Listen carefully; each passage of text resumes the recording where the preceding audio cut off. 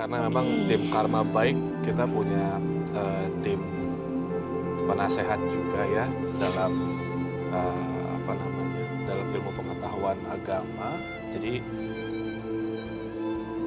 pemirsa di rumah, ini adalah salah satu dosa besar sesungguhnya ketika kita memisahkan anak dari ibunya khususnya ya. Ketika mereka masih kecil begitu, dan semoga mereka yang memisahkan ini, kenapa?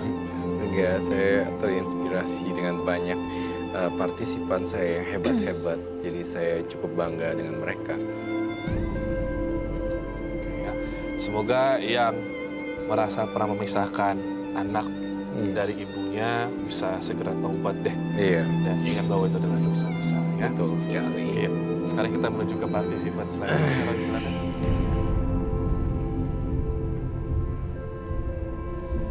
Ya, seorang partisipan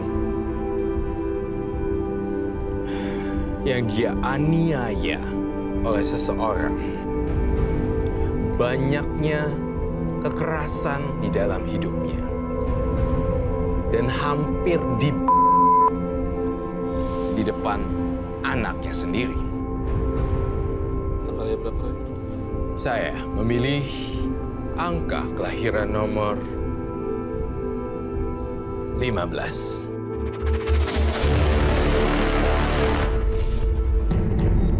Sri Nurhayati, Nur, angka kelahiran tanggal 15 bulan Mei. Kekerasan yang dialaminya puluhan tahun rela ia terima demi anak semata wayangnya yang menginginkan keutuhan keluarga. Apakah peristiwa kekerasan yang terjadi di hidupnya akan membawa karma baik ke kehidupannya nanti?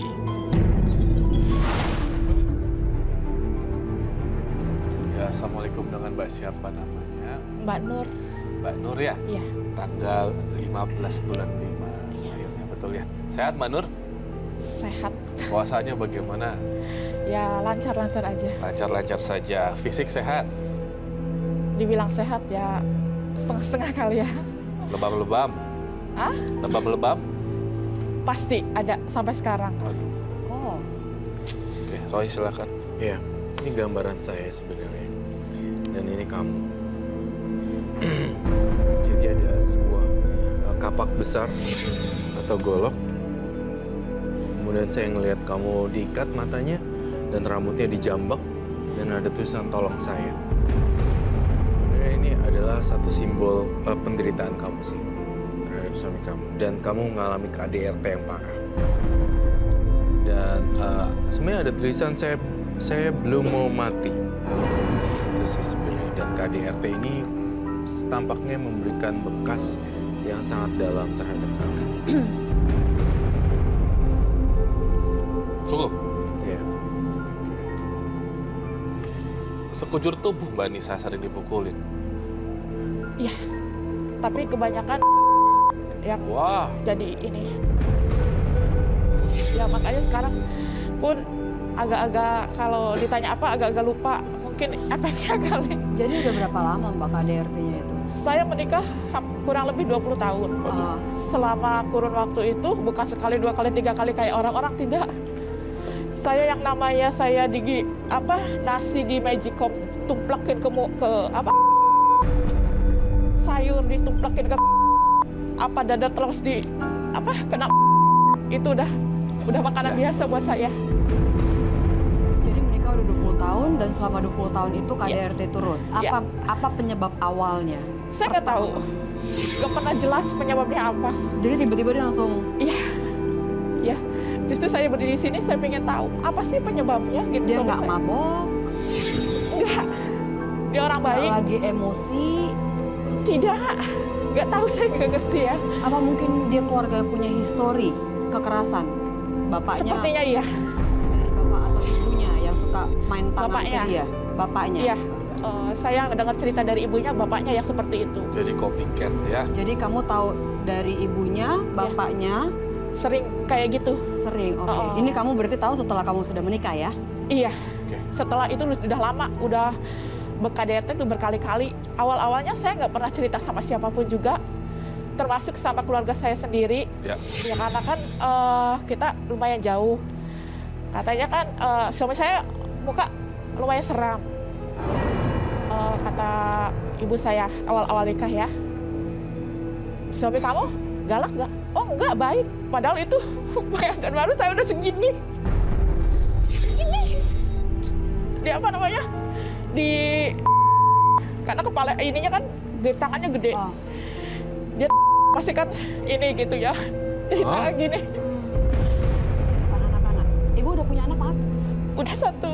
Waktu itu belum punya anak. Anak saya masih kecil. Sekarang umur berapa anaknya? 18 tahun. Oh, udah besar, oke. Oke, Mbak Nur, boleh dari awal diceritakan ya. Saya 20 tahun saya menikah. Kurang lebih ya 20 tahun saya nikah. Apa namanya? Di dalam pernikahan itu ya seperti saya bilang, KDRT itu selalu. Dia tanpa saya tahu penyebabnya apa. Dia marah tuh karena apa gitu. Kalau dia marah, hei kamu, saya selingkuh misal, itu kan ada alasannya dia marah gitu. Gitu kan? Ada alasannya. Ini tanpa saya tahu dia alasannya apa. Dan dari semenjak anak saya kecil, kalau dia marah kan pasti malam tuh ya. Entah itu saya ditumplekin apa, dilempar apa segala macam. Pokoknya perabotan rumah saya itu nggak pernah ada yang beres. Sampai panci pun ada yang melengkong, ada segimana, itu semua gitu ya. Kalau saya habis digebukin gitu sama bapaknya, saya pasti kan lari ke kamar anak saya. Saya kan nangis pasti ya. Nanti anak saya dari kecil gini, mama kenapa nangis? Mama apa lagi ya? Katanya bilang gitu.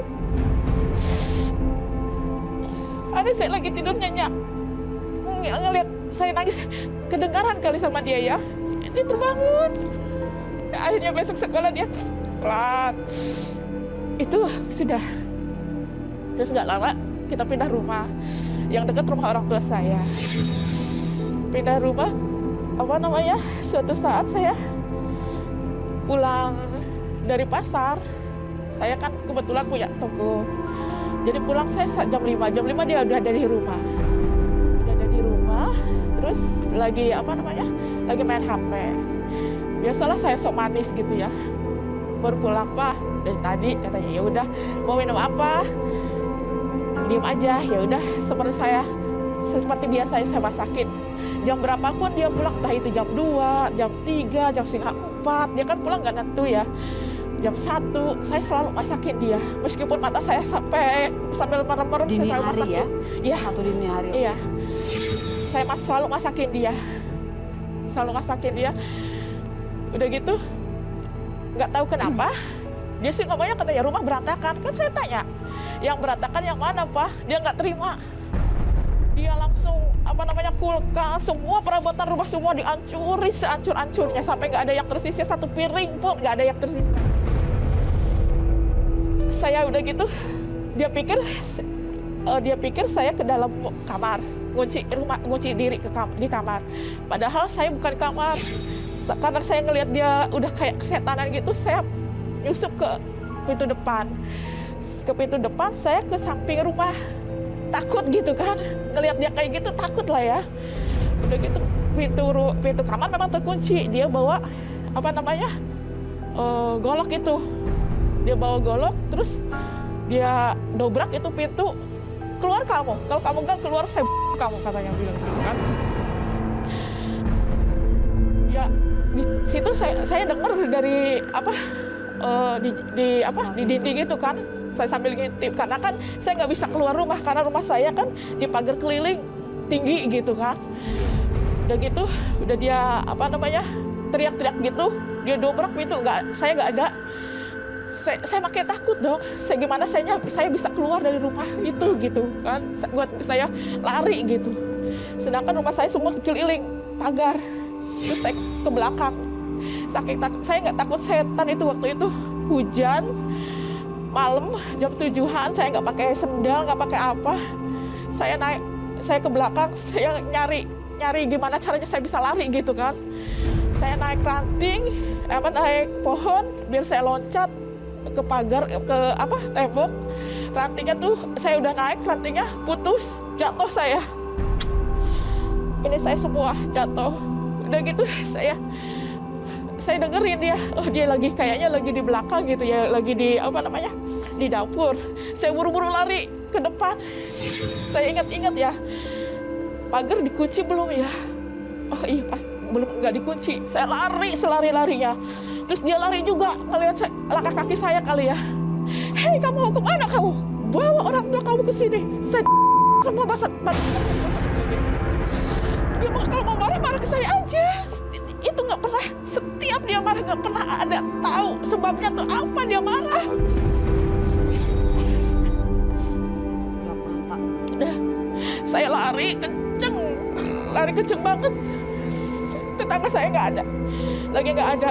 Saya nyetop motor, nggak ada yang berhenti, nggak ada yang udah, tolong mas, tolong saya, nggak ada yang tolong ya. Oh, kebayang. Saya takutnya dia nyusul kan, nyusul saya nggak tahu diapain kalau sampai dia nyusul. Saya lari ke kebun, saya jatuh kelintingan di kebun. Di kebun saya diam, saya tarik napas. Pokoknya saya udah out-outan, udah acak-acakan hujan, dalam keadaan hujan. Ada anak-anak nongkrong, saya gini, boleh minta anterin saya nggak kemana, ke rumah tempat adik saya. Saya nggak ke rumah orang tua, padahal dekat rumah orang tua, tapi saya takut nggak mau orang tua tahu kan. Saya ke rumah adik, dianterin. Ya udah sampai situ, udah. Terus karena dia nggak ada, dinas saya pulang lagi sama anak saya kan, anak saya sekolah, pakaiannya apa di situ. Berlanjut lagi besoknya, saya lupa lagi, masalahnya itu aja, katanya rumah kotor lah, apalah, seperti itu aja, padahal ada pembantu yang disalahin saya. Ya, Mbak Nur, istighfar dulu ya. Ya, Ibu Udah Nur, gitu, ya. Udah, jangan dipaksa, udah. Semakin kamu cerita, semakin banyak kamu cerita, semakin banyak memori buruk yang teringat. Saya aja dengarnya kesel sekali. Mbak Nur istighfar ya. Ya, udah, cukup, udah. Saya nggak tega ngeliat kamu begini. Ya. Boleh lanjutin? Hah? Boleh lanjutin? Udah siap? Kuat mau cerita lagi? Masih banyak. Ya. Itu belum seberapa, Mas Robi. Ya, Masih belum seberapa. Yaudah, yang penting kamu lega, ya. Iya, karena saya memang nggak pernah cerita sama teman-teman saya atau apa, mas teman saya yang suka ngadu ke saya. Padahal dalam hati saya, lu bisa ngadu ke gua, tapi lu nggak tahu dalam aja gua ini lebih bobrok dari lu. Nggak ada yang tahu, sama sekali nggak tahu. Ya udahlah, biar saya telan sendiri. Saya juga nggak mau saya malu di kantor. Saya juga nggak mau mempermalukan dia karena dia kan memang terus terang orangnya baik gitu, nggak pernah yang mabuk, nggak pernah bermasalah lah di kantor, ya baik lah gitu. Makanya udah saya untuk menjaga nama baik itu, plus saya juga nggak malu gitu ya, saya tahan aja sendiri. Udah. Kelanjutan besoknya anak saya bikin ulah apa ya, saya juga lupa ya, mohon maaf saya lupa. Udah anak saya tidur di kamar, dia udah tahu saya dia mau marah. Saya buru-buru ke kamar anak saya. Terus udah gitu, saya keluar, langsung dia saya ke tembok sampai segini. Udah gitu saya belum bangun, dia ke dapur, dia ambil itu dalaman kulkas softcase itu yang buat sayuran. Buat sayuran. Ya, Allah, itu dilempar itu ke saya. Ini saya. Biru-birunya, saya nggak bisa ngumpetin lagi di situ sama keluarga saya. Sampai sini semua biru. Saya juga nggak ngomong sama ibu saya ya, cuma saya ke adik saya lagi. Lu kenapa? Katanya begitu. Nggak apa-apa. Lu pesugihan ya kata dia. Lu dijilat setan kalau lu nggak apa-apa katanya. Bukan. Gue dilempar sama, saya manggilnya abang gitu, sama si abang nih. Ini gitu. Ya ampun katanya, ini mah udah gak bisa dibiarin katanya bilang gitu. Tapi saya nggak pernah menangis di keluarga saya nggak pernah nangis, nggak pernah. Saya nggak mau menunjukkan kalau saya itu menderita. Nggak. Saya nggak mau keluarga saya tahu. Tapi kamu butuh bantuan loh, Mbak. Ini nggak bisa dibiarin, Mbak. Nggak Sama bisa sekali nggak bisa. Kamu mau nunggu sampai kapan?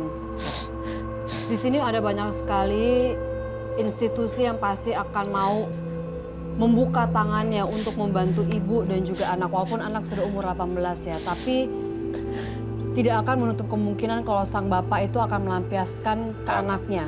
Dan itu akan sangat bisa berbahaya sekali. Dan ibu juga pasti tidak mau kalau itu sampai terjadi ke anak ibu kan. Jadi saya ingin banget untuk ibu bisa nggak usah malu, tidak usah takut. Karena ada banyak sekali di luar sana juga orang-orang yang mempunyai masalah seperti ibu. Dan mereka juga pada awalnya pada takut semuanya untuk cerita. Mereka pada takut dan juga pada malu kepada keluarga. Tapi ibu tidak perlu merasa seperti itu, Bu. Ibu tidak boleh memendam itu semua sendiri. Tidak boleh ibu terus menerima perlakuan seperti itu, Bu. Mau sampai kapan? Apakah ibu mau terus disiksa seperti itu? Kalau ibu bisa datang ke suatu institusi kewanitaan ataupun untuk anak-anak, mereka pasti akan mau membantu ibu apapun caranya, Bu. Pasti. Itu saya yakin banget. Apalagi udah di Karma sekarang, udah tampil di Karma baik, pasti banyak yang mau bantu. Iya. Biar aja, ya maaf, mungkin memang ini masalah masa depan keluarga ya. Biar, sebagai hukumannya dia kehilangan. Dan sebenarnya begini, dia tuh baik di luar, tapi kan di rumah kalian menjadi sasaran. Karena dia mengimpersonate, mengikuti apa yang dilakukan oleh bapaknya dulu. Mungkin. Terekam di memorinya. Jadi makanya ini memang sudah secara psikis, sudah begini. Mungkin dia sudah terbiasa menghadapi hidup dia dulu sama bapaknya. Mungkin dia pernah diperlakukan sama seperti apa yang ibu diperlakukan sama dia sekarang. Jadi ibu kalau bisa, bagaimana mungkin nanti akan ada solusinya. Ibu harus meng-cut itu semua, jangan sampai itu turun terus gitu, Bu. Harus dipotong. Sejak kapan sih Mbak Nur? Sejak anak lahiran kah atau sejak dia apakah? Sejak umur anak saya 3 tahun, kalau setahun setengah. Awal-awalnya enggak ya? Awalnya enggak manis. Awal-mulanya manis. Sejak pacaran pun, karena memang katanya dia udah dijodohkan, tapi dia tetap kekeh milih saya kayak gitu. Dia memperjuangkan saya pikir kan saya yang kalau saya diperjuangkan, saya harus disayang dong. Betul. Boleh saya lanjut yang tadi? Setelah itu, setelah kejadian itu, saya pikir, saya kan ke orang pintar. Saya bilang, saya bukan buat apa-apa. Sampai saya cuma pingin suami saya baik aja gitu kan. Nggak dosa kan, saya bilang gitu. Nggak, katanya. Terus yaudah bawa air ini, ya udah saya bawa air ya.